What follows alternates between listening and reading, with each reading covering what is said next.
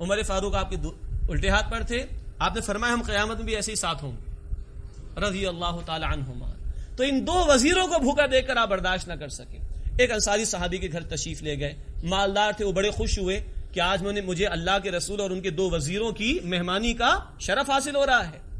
بہرحال انہوں نے سب کچھ اہتمام کیا. میٹھی کھجور بھی آ گئی, ٹھنڈا اور شیریں پانی بھی آ گیا, لذیذ گوشت بھی آ گیا اور عمدہ روٹی بھی آ گئی. اللہ کے رسول صلی اللہ علیہ وسلم کی آنکھوں سے آنسو جاری ہو گئے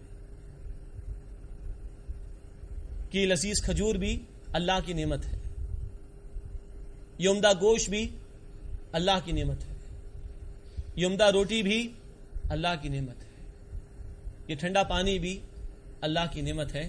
کل اس کا جواب دینا پڑے گا. اور آپ کی آنکھوں سے آنسو جاری تھے. فَبِأَيِّ آلَاءِ رَبِّكُمَا تُكَذِّبَانِ, اپنے رب کی کن کن نعمتوں کو تم جھٹلاؤ, کن کن نعمتوں کو تم انکار کرو. لیکن میرے بھائیو, بزرگوں اور میری بہنوں, یاد رکھیے اللہ کی سب سے بڑی نعمت نعمت ہدایت ہے. ہدایت ہے تو مال بھی نعمت ہے, ورنہ مال انسان کو قارون بنا دے گا. ہدایت ہے تو اقتدار بھی نعمت ہے, اختیار بھی نعمت ہے, ورنہ وہ اقتدار اور وہ اختیار انسان کو فرعون بنا سکتا ہے. اس نعمت کا بھی جواب دینا ہے کہ نہیں دینا؟ قرآن اللہ کا آخری کلام, محمد صلی اللہ علیہ وسلم اللہ کے آخری رسول, دین حق کی نعمت, کتنی بڑی نعمتیں, ان کا جواب دینا ہے کہ نہیں دینا؟ کیا کیا ان کے ساتھ, میری کتاب کے ساتھ, میرے رسول کی تعلیمات کے ساتھ, میرے دین کے ساتھ؟ اللہ ہمیں تیاری کی توفیق دے. یہ ہے جناب چھٹا مرحلہ جو میں نے آپ کے سامنے رکھا, محاسبے کا. اجتماعی سطح پر امتوں کا محاسبہ اور انفرادی سطح پر ایک ایک فرد کا محاسبہ. چند سوال رکھے بہت سمجھ سے.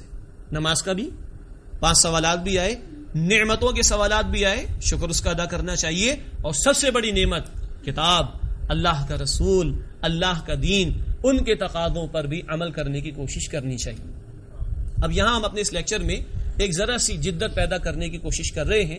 جو موضوع چل رہا ہے اسی موضوع کے حوالے سے بڑی خوبصورت ایک نظم ہے جو انشاءاللہ ہم سنیں گے ابھی, اور میں امید کرتا ہوں کہ جو اب تک گفتگو ہوئی اور جو اس کے بعد ہوگی اس کا ایک بہت خوبصورت تاثر چند اشعار کی صورت میں آپ کے سامنے آ سکے گا. آئیے اب اس کی سماعت کی طرف ہم انشاءاللہ چلتے ہیں. حضرت ابو سعید خدری رضی اللہ تعالی عنہ سے روایت ہے کہ رسول اللہ صلی اللہ علیہ وسلم ایک دن نماز کے لیے گھر سے مسجد تشریف لائے تو آپ نے لوگوں کو اس حال میں دیکھا کہ گویا وہاں مسجد ہی میں وہ کھلکھلا کر ہنس رہے ہیں, اور یہ حالت علامت تھی غفلت کی زیادتی کی. اس لیے رسول اللہ صلی اللہ علیہ وسلم نے ان کی اس حالت کی اصلاح کے لیے ارشاد فرمایا کہ میں تمہیں بتاتا ہوں کہ اگر تم لذتوں کو توڑ دینے والی موت کو زیادہ یاد کرو تو وہ تمہیں اس غفلت میں مبتلا نہ ہونے دے, لہٰذا موت کو زیادہ یاد کیا کرو. اس حدیث کو امام ترمذی نے نقل کیا. پہلے تو یہ سوچئے میں کس قدر بیمار ہوں, پہلے تو یہ سوچئے میں کس قدر بیمار ہوں, اور پھر مرنے کو گویا اب تو میں تیار ہوں, اور پھر مرنے کو گویا اب تو میں تیار ہوں.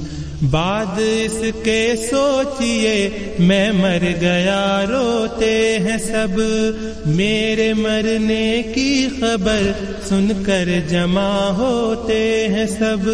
مجھ کو تختے پر لٹایا اور نہلانے لگے, پھر کفن کچھ لوگ مل کر مجھ کو پہنانے لگے. اب مجھے سب دیکھتے ہیں آخری دیدار ہے, اب مجھے سب دیکھتے ہیں آخری دیدار ہے.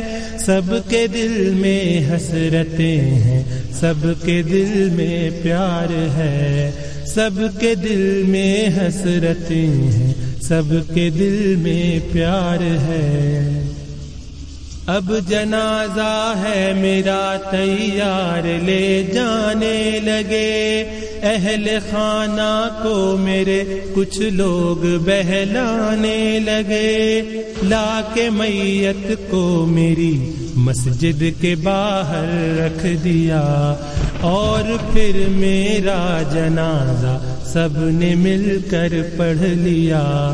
اب مجھے کچھ لوگ قبرستان لے جانے لگے، پھر وہ قبرستان پہنچ کر مجھ کو دفنانے لگے۔ کل تلک اپنے تھے جو وہ آج بیگانے لگے، جب اندھیرے میں مجھے سب چھوڑ کر جانے لگے۔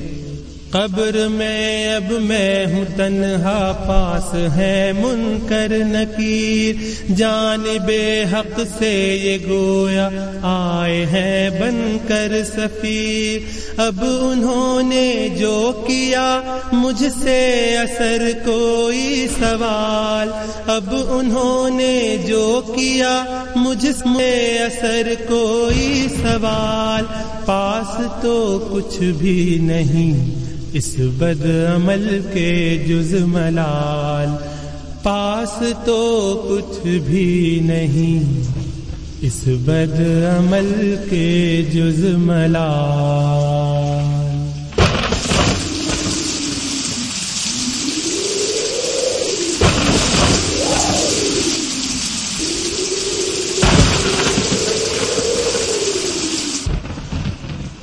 پھر یہ سوچیں حشر کا میدان قائم ہو گیا، روز محشر عدل کا میزان قائم ہو گیا۔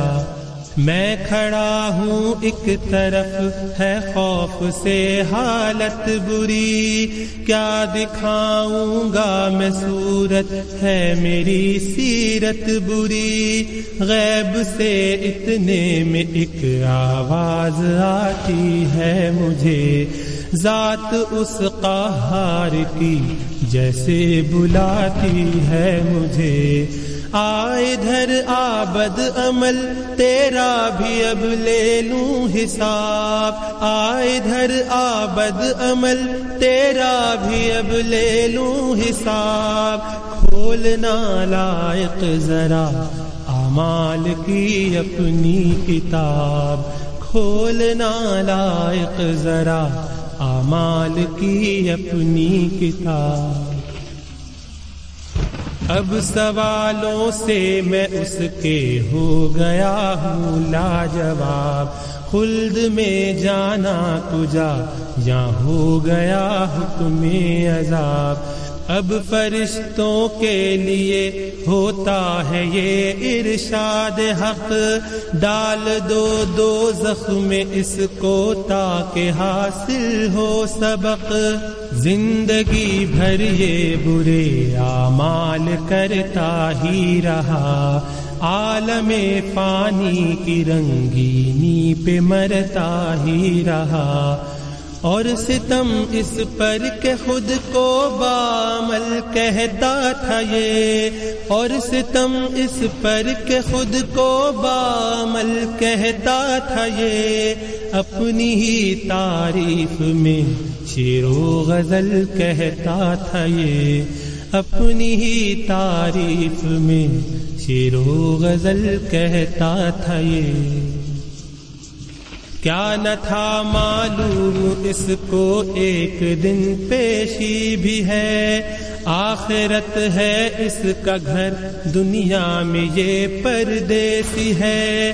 اس نے اپنی عاقبت تو خود ہی کر لی ہے تباہ، سن کے یہ باتیں جھکی ہے شرم سے میری نگاہ۔ لوگ سارے دیکھتے ہیں مجھ ذلیل و خوار کو، خاسر و بدبخت کو، بدکار کو، لاچار کو۔ اب سوائے حسرت و افسوس کے کیا کیجئے، اب سوائے حسرت و افسوس کے کیا کیجئے۔ اے اثر اس بات کو ہر روز سوچا کیجئے، اے اثر اس بات کو ہر روز سوچا کیجئے۔ بسم اللہ اولہ و آخرہ۔ چھٹا مرحلہ ہم نے سمجھا قیامت کے دن محاسبے کا، اکاؤنٹیبلٹی کا، اجتماعی سطح پر امتوں کا بھی محاسبہ اور انفرادی سطح پر ایک ایک فرد کا محاسبہ. اللہم حاسبنا حسابا یسیرا، اے اللہ ہمارے حساب کو آسان فرما دیجئے. اس کے بعد 7واں مرحلہ آئے گا. جب یہ باتیں طے ہو چکی ہوگی، حساب کتاب ہو گیا ہوگا، نتائج تقریباً ڈیسائیڈ بھی ہو چکے ہوں گے، تو اس موقع پر کچھ لوگ جھوٹ بولنے کی کوشش کریں گے، اس موقع پر بھی اللہ کے سامنے بھی. چنانچہ قرآن حکیم نے سورہ انعام میں آیت نمبر 23 میں مشرکین کا ذکر کیا ہے. واللہ ربنا ما کننا مشرکین، وہ کہیں گے اللہ ہمارے رب کی قسم ہم تو مشرک نہیں تھے.